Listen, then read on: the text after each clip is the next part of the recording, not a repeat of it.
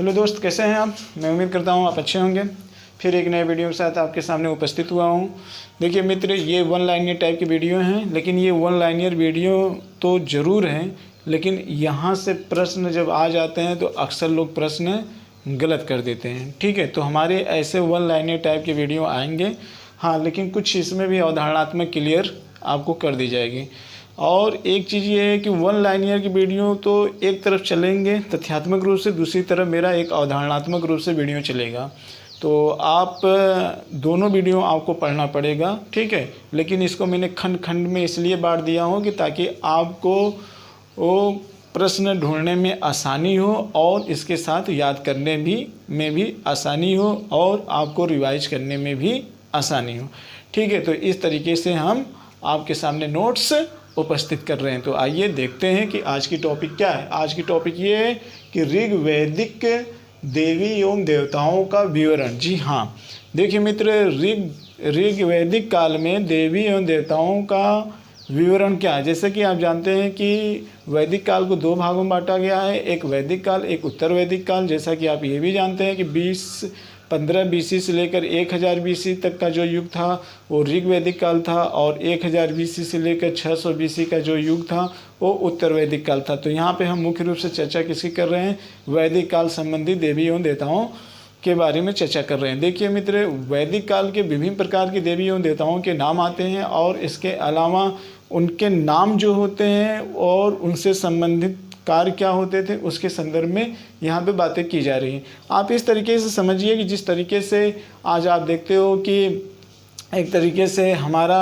जो सरकार बना हुआ है, उस सरकार में देखते हैं कि विभिन्न प्रकार के मंत्री परिषद होते हैं, और मंत्री परिषद अलग अलग कार्य के रूप में जाने जाते हैं। आप देखते हैं कि कोई सिंचाई मंत्री होता है, तो कोई जल मंत्री होता है, तो कोई शिक्षा मंत्री होता है, तो कोई पर्यावरण मंत्री होता है, ठीक है, कोई कपड़ा मंत्री होता है, तो कोई संसाधन मंत्री होता है, मानव संसाधन मंत्री होता है। इस तरीके के ढेर सारे आम मंत्रालयों एवं विभागों के नाम तो सुने होंगे, ठीक है। और जो विभिन्न मंत्रालयों एवं विभागों के नाम सुने होंगे, तो उस विभिन्न मंत्रालयों एवं विभागों का कोई अपना एक हेड होता है जिसके दिशा निर्देश में नीतियां बनाई जाती हैं, और प्रशासन में जो प्रशासक होते हैं उन नीतियों का क्रियान्वयन करते हैं, ठीक है। इसी तरीके से इस समय भी वैदिक काल में मान लेते हैं एक देवताओं का समूह है अपना, और ये देवताओं के भी अपने अलग अलग कार्य होते हैं। जैसे कि आज हम एक तरीके से संविधान सभा में जो चुने जाते हैं सरकार, उनके जो कार्य होते हैं वही उसी तरीके से कार्य यहाँ पे भी होते हैं। यानी कि जिस तरीके से मंत्री परिषद में मंत्रियों के द्वारा जो कार्य किया जाता है,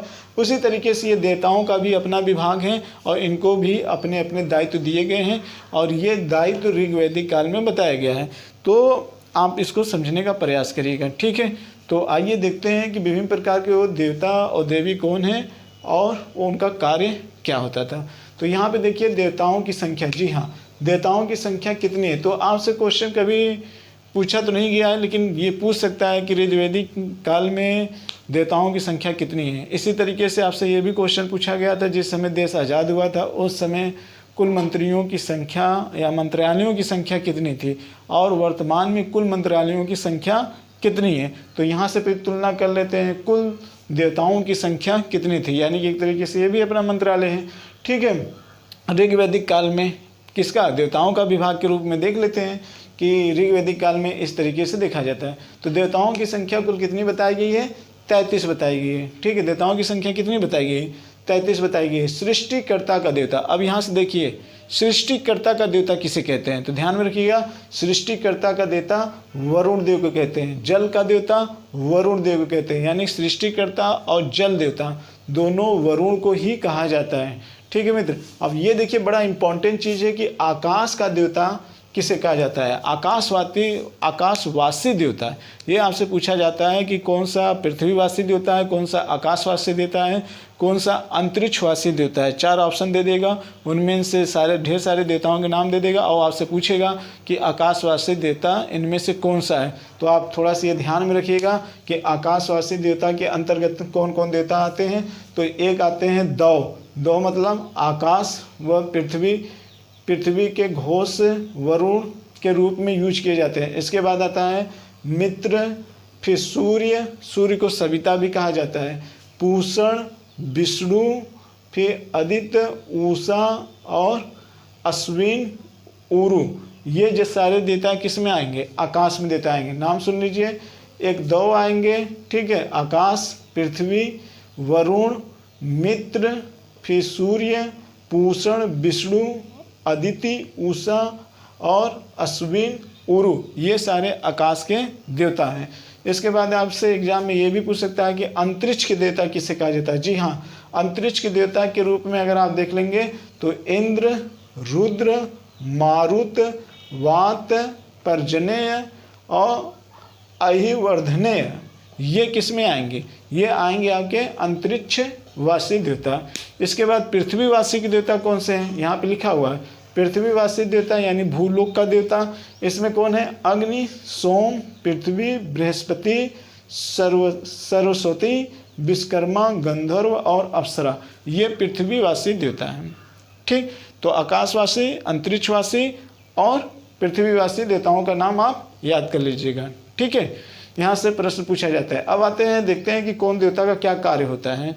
तो कौन देवता का क्या कार्य होता है, अब इसको देख लेते हैं। विभाग तो हो गया, विभाग के अंतर्गत आने वाले देवता हैं और किस देवता, कौन देवता क्या कार्य करते हैं उसके संदर्भ में लिखते हैं। समस्त पापों से मुक्ति दिलाने वाला देवता किसे कहा जाता है? समस्त पापों से मुक्ति दिलाने वाला देवता किसे कहा जाता है? तो मित्र, सूर्य को कहा जाता है। सूर्य को समस्त पापों से मुक्ति दिलाने वाला देवता कहा जाता है।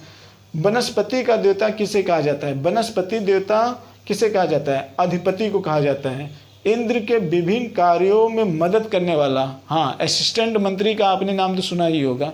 ठीक है, मंत्रिमंडल, राज्य मंत्री, तो एक मंत्री यानी कि यहाँ पे इंद्र के विभिन्न कार्यों में मदद करने वाला देवता कौन कहलाता है? तो मारुत। कौन है? मारुत है। फिर बुरी आत्माओं व सपनों से मुक्ति दिलाने वाली देवी कौन होती है? तो बुरी आत्माओं और सपनों से मुक्ति दिलाने वाली जो देवी होती हैं वो सावित्री होती हैं। कौन होती है मित्र? सावित्री होती हैं। फिर संसार का रक्षक किसे कहा जाता है? संसार का रक्षक तो विष्णु भगवान को कहा जाता है। किसे कहा जाता है? विष्णु भगवान को कहा जाता है। ठीक है, तो इनके अपने विभाग होते हैं और ये अपने अपने विभाग के रूप में कार्य करते हैं। इसके बाद यहाँ पे देखते हैं ऋग्वैदिक कालीन पूजनीय पशु कौन था? तो पूजनीय पशु के संदर्भ में यहाँ बात आ जाती है तो गाय आ जाती है। ठीक है मित्र, पूजनीय पशु कौन है? यहाँ पे गाय के रूप में यूज किया जाता है। मृत लोक का देवता परीक्षित, परीक्षित मित्र लोक का देवता है। ये आपके एग्जाम में पूछा गया है, कई बार पूछा गया है कि पशुओं को देवता को क्या कहा जाता था? तो पशुओं को देवता को पूषण कहा जाता था। पशुओं के देवता को क्या कहा जाता था मित्र? पूषण कहा जाता था।